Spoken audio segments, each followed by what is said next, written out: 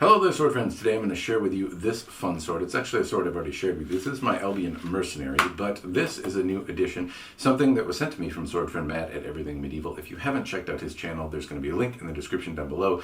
He basically does all sorts of cool medieval things, and he has a tutorial on how to make scabbards, which has even inspired me to potentially give it a try. I have not done that as of yet, but he does provide some really awesome instructions on how to do that, and I think it is worthy of your attention. So I'm going to include links in the description down below to his channel. If you haven't checked him out, please do that. He was gracious enough to make me this scabbard, and I want to show it to you. He's mentioned it in a few of his videos, but I think it bears repeating. It's a really awesome scabbard. He went ahead and did it for me, and that is super, super awesome. So I'm going to walk you through its features, show you some of the cool stuff he did for me, including the bedazzled Mitzdome, which I am so much a fan of, as well as I'm going to compare it to a different scabbard that I have for a different Albion Mercenary. Why I have two, I don't know. That's probably a thing I will remedy in the not too distant future. Anyway, this is the Albion Mercenary that I sent him to make said scabbard, and anyway, I encourage you to check out his channel and his tutorials if you want to try and make one yourself. Anyway, let's give it a run through right now. So I'm going to take the sword out in just a moment and show you more of the cool features and stuff. But with the sword sitting in, you can see it rests thusly, and in a nutshell, it will come out of the scabbard. Some people have differing opinions on how this should work. If the sword should stay really snug in the scabbard, or if it should come out if you tip it upside down. Anyway, this one does. I don't think that's anything bad, something you could certainly change in your process of manufacture if that's what you want, but there are different opinions on that, and I don't know enough to really have an educated one. Anyway, this one does that. It comes out if you turn it upside down, but it's reasonably snug. If I shake it, it's not as though it bounces up and down unless I do it very vigorously, in which case it will. The thing I want to draw your attention to first off is this cool leather work that Matt did, and in a nutshell, it is very, very pretty. I like this. He incorporated my favorite swirly Mitzdome in here, and it has these leather risers on the scabbard, which I think are pretty cool. I'll show you more. He also attached this belt system and included some buckles, which I believe gave him a little bit of a fit to get the rivets stuck on, but still, it is a harness that I can actually understand how to put on myself, so that is good. It didn't need any instructions. It worked like a belt system, I suppose. Well, it's more intuitive than some of the others I've seen. He also has these leather risers on here. I didn't really give any specific instructions on how to set things or what exactly to do. He just kind of did his thing. The only thing I asked for specifically was if it could be done, incorporate some swirly Mitzdomes. So seeing that on there is pretty cool. Matt also included this chape, which I have grown to be quite a fan of. It has some cool embellishments on it, which add a degree of character. Honestly, I kind of like the look of this little bedazzled metal bit at the end. In terms of the seam, you can see the stitching on the back. It has kind of a rugged look to it, which I frankly like. I couldn't make anything as nice as this, or at least I don't necessarily hope to. It's a little more rugged than some of the other examples that I've seen, but honestly, I kind of like this textured look. One area to point out is the area around the mouth of the scabbard, and that looks like it has this seam, or rather I can make out the space between the leather and the wood core of the scabbard. It looks like it's pretty well made, but there's an opportunity for moisture and such to get in there. Now, it just so happens that I have two Albion Mercenaries and two scabbards to go with the Albion Mercenary, which is kind of a rarity for me and a problem that I'll probably remedy in the not too distant future. The basic gist is I don't know why I have two of them, other than I like buying swords and have a problem with it. But it does give me a chance to compare and contrast two different Albion swords in two different scabbards, and also compare and contrast two different scabbards to maybe give you some idea of other things you could do if you happen to want to make one yourself, following Sword Friend Matt's instructions.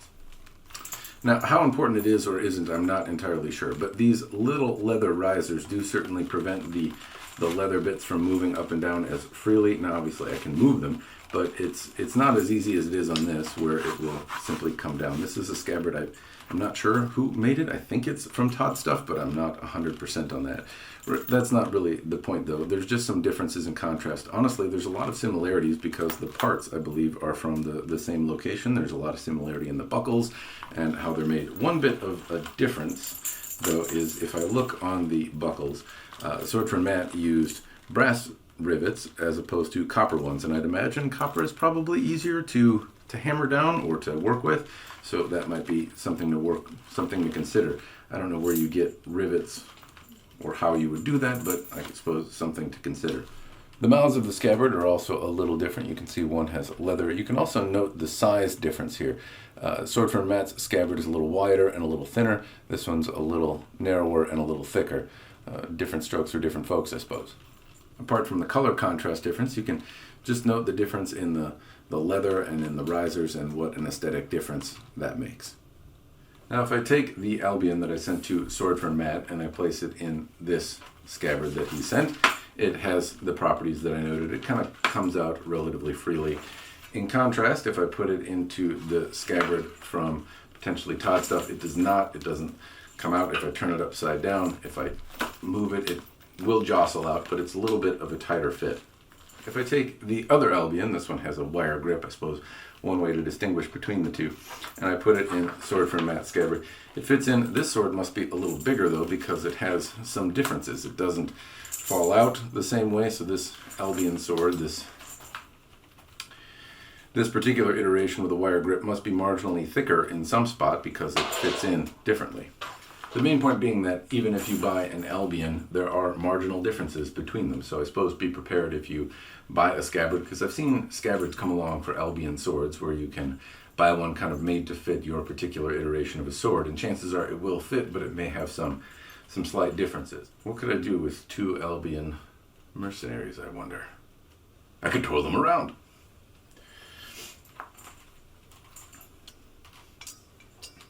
Now, I don't personally own many custom scabbards. I obviously showed you a different one from the Albion Mercenary, but that was one I got in a trade of some sort. I've never sent a European sword off to have a scabbard made the same way I have a Japanese sword. It's relatively cost prohibitive for me given, well, the practical application. These are a decoration for me more than anything. I don't wear them in any garb or to a Renfest or practice with them, as I've noted in many videos. I don't practice historic European martial arts, so the swords in the European variety really come off the wall. I whack stuff in my backyard, I move them around, I enjoy them, but I don't have a practical use other than decoration for a scabbard. That doesn't diminish the value of this thing to me at all, but it does perhaps paint a picture of why I don't have more of them to compare. And honestly, I think this scabbard is really inspiring because I do like scabbards. It's just they're relatively expensive to have manufactured because they're time consuming. So with simple tools and some small handy skills, it's approachable to make something like this for other swords in my collection, which I would really like to try one day. If I can get away from rambling into a camera and editing it so it's consumable by humans, this would be a fun project to take on for the Albion Sovereign that I have, which is a sword that I'd like to bedazzle up in a scabbard and have displayed in a more effective way than I do right now, because it just sits on a hanger over yonder.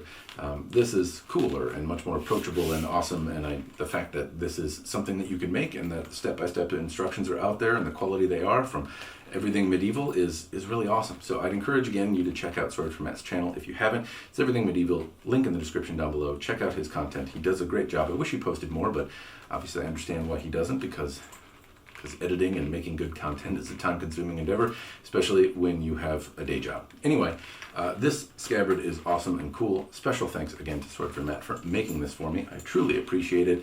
It holds a sentimental spot. It's one of those things that I'm never going to get rid of. This is an awesome sword. Anyway, that's all I have for you. I hope you've enjoyed the video. I hope you check out Everything Medieval, and that's all I've got. As always, cheers, and thanks for watching.